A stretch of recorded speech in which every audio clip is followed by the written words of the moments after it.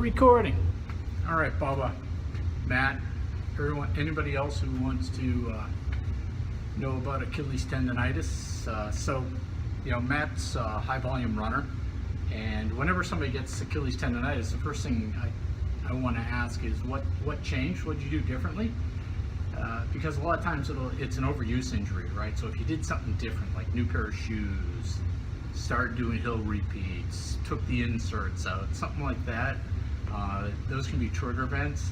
But typically you went from a normal amount of mileage to many more miles or much more intensity, and that caused it to flare up. I've had Achilles tendonitis in both of my Achilles. I've had Achilles tendinosis in one of my Achilles. So what's the difference? Well, here's the progression. Once you feel it, you'll feel that pain down there, and it hurts when you wake up in the morning, and then it hurts when you start running right in the Achilles, but then it smooths out. Once you get it warmed up, gets greased up, gets oiled up, it doesn't feel bad while you're running, but then after you run, once you let it calm down a little bit, it starts to hurt again. So so here's what I'm going to do. I'm going to show you my shoes, I'm going to show you my Achilles, I'm going to talk about the whole system, and then I'm going to show you a number of stretches that you can do to have it, to fix it. But the challenge you're going to have is, it starts out by being, irritated, right? Just like it's mad. But then it goes on to become, you get micro tears or even larger tears in it. And once you get those tears in there, it can become chronic, meaning it never heals. And it sounds like that's what you got. The challenge is, once you get that tear in there, the Achilles gets very little blood flow. So since there's no blood flow, it doesn't heal. And every time you go on and hit it, it tears that, basically you're tearing the scab off every time, right? And if you do that long enough, it gets chronic. You build up this scar tissue in there. And then what happens is ossification, which is Greek for growing bones. So basically your body goes, hey, this hasn't healed for a long time, I should probably grow some bone around it. Then you get this hard bone material plus the scar tissue, and that stuff just cracks every time you try to use it. So you can typically run through it if you catch it early enough. If you're getting all the way to ossification, you may need to get you may need to manipulate that to break up that scar tissue and that bone growth, or have it, they can go in and do it surgically. You probably want to stay off it until that stuff heals, and then work back into it once the swelling's down, starting with these stretches that I'm going to show you. So, because it's a weak point in a whole chain of tendons. So I'll talk you through that. So first thing, shoes, right? I run in really simple shoes because I started running in the 1970s. This is all they made. It was me and Phil Knight. That's the only people that existed. Is that the guy's name? Was it the guy from Nike? I forget. Phil something. Bowerman, right? Yeah. So you can see these have a pretty good heel lift in them, right? And one of the challenges I have is because I've always run in shoes with a pretty high heel lift. I need those or I get Achilles tendonitis. So if I started running in zero drop shoes, I would get Achilles tendonitis like that. It would take me 6 months to a year to change essentially my foot structure, because I'm so tight, my tendons to stretch out to be able to run in flats. And I also have inserts, which lift it up even a little bit more. So I'm running at about 6 to 7 millimeters of heel lift. And that doesn't mean I run on my heels. I still run on this part of my shoe. You can see the wear pattern right there. But I have that higher heel, so I'm not stretching that Achilles every time I make contact. So that's just because I'm an old guy. So one of the things you might look at, just saying, if you get an Achilles tendonitis problem, it's because you're stretching that little doohickey right there. You might want to lift the heel up a little bit. I know all you zero drop people are going to yell at me and say, no, just learn how to run the right way. But sometimes you're old and not very flexible, and you've always run that way, right? So next thing I'm going to show you is the area that hurts. Alrighty, folks. So I actually have a little Achilles soreness today, and it's right here. So you've got this tendon here that runs from, see this big muscle right here? This is your soleus, your big calf muscle, and that attaches right down here to your heel. But it's got this tendon on the end because that gives it's like a spring, right? But that tendon bears all the weight of every step, so it gets torn up pretty easily. So this tendon also rides within a sheath, so it's like a, I don't know how to say it so it doesn't sound weird, but it's like a fluid-filled sheath. It's called fascia. You have fascia throughout your body, and a lot of times when it gets inflamed, it's the fascia from the rubbing up and down that gets inflamed. But a lot of times when you tear this, it's because you just put too much stress on this region, because it's bearing everything up through the whole back of the leg. All your weight coming down through here, all the way to the foot, through the plantar fasciitis, the Achilles, like that connects everything together. That's what makes us great runners, because we have big ass and a springy Achilles. That's why we're born to run.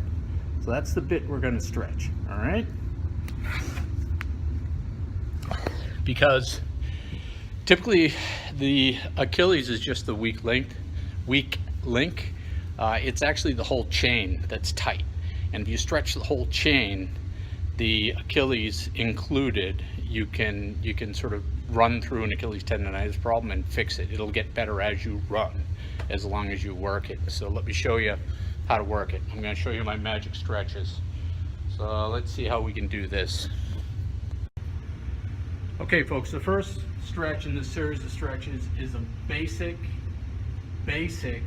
wall stretch, and there's two ways you can do this. I'll leave the shoes off so you can see. I usually do them before and after running, right? And I'm already warmed up. I just did 10 minutes on a treadmill. I'm going to knock out a set of speed work after this, so I'm stretching out before I do the speed work. So basic stretches. First one, simple wall calf stretch, right? So you're putting that Achilles at an angle. I don't know if you can see it, but you're putting that Achilles at an angle down there, stretching the back of the calves, and you just want to hold it. You just want to feel that stretch in the calf and hold it, and count to 100. Do it for a minute. Just hold it, not so it's fighting back. Just hold it, and do that before and after every run, a couple times a day, right? That's the first one. You can also do that stretch one-legged, right? A lot of people will show that one-legged, which is this one. You can put a lot more weight into it, I guess. I like to do it two-legged, and I like to point my toes in a little bit so I hit that lower calf and that Achilles. So that one, that's a normal stretch. You're already doing that stretch, right? You're already doing that stretch. The second one is the magic stretch, and hopefully you can see this. Let me see if I can adjust it some more. Dang it. All right, I'm going to move the camera. Hold on. I'm going to move the camera so you can see just my ankles here. All right, so right about there. Excuse the parallax view. So what I'm doing is I'm going to stand about a foot from the wall, 12 inches. I'm going to point my toes in a little bit, point them in a little bit. I'm going to bend my knees and sit back. I'm sitting back, so I'm not touching the wall really. I'm just sitting back into that Achilles. All right, and I'm going down to the point where my heels start to lift off the ground, and that's where I'm staying. And I'm dropping my body weight right into that lower calf of Achilles. And this is the magic stretch for the Achilles. And you just hold this for a minute. Do it before and after your run. Okay? So that's the magic stretch. Trust me on this. But you got to hold them for a long time. Got to find that magic spot. And good. This is perfect. And the next one that I do, again, because it's the whole chain, right? It's the hamstring, it's the calves. So I did the calves, I did the Achilles. Now I'm going to do the hamstring. So I usually get a little cushion for this. It's simply, I'm super tight too, right? See, I'm not touching my head to my toes. I'm super tight. You keep that keep that foot flexed, and you know, if you can touch it, go ahead, but massage the back of the leg and just stretch that whole chain, right? Just relax into it. Don't bend your back too much or pull your back, just bend into it, right? And hold that. Hold that stretch. That's a hurdler stretch. That'll stretch the whole chain all the way up. Do that on both legs, minute apiece. Good? So those are the three that'll work that whole chain. And if you do that consistently, it'll relieve your Achilles tendonitis. The other tip I have for you is when you go to bed at night, you'll notice with Achilles tendonitis and plantar fasciitis, when you wake up in the morning, it's really bad, that first couple of steps. That's because when you sleep, your foot does this. So what you want to do is you want to get a night splint, which will hold your foot in this position and keep that tendon stretched all night long. And that will that'll help it, essentially, it's a cast to hold it in the right position so it stretches while you sleep. So a night splint, any kind of night splint, that works. Keep it from being sore in the morning. And then the only other stretch I do is for my quads, which in this case is not applicable. You know, with this kind of tendonitis that Matt specifically, Matt specifically, for this kind of tendonitis where you've let it go this far and you get the ossification and the scar tissue, you're gonna have to get in there, you know, so get your thumbs in there, break it up. There's a technique they use called Grastons, where they take a metal rod and they scrape it to break it up. You know, it hurts like a, yeah, and you know, that's all I can tell you is you got to get in there and break it up because it doesn't get blood flow. So when you manipulate it, it forces the blood flow and allows it to heal. That's the best I got for you.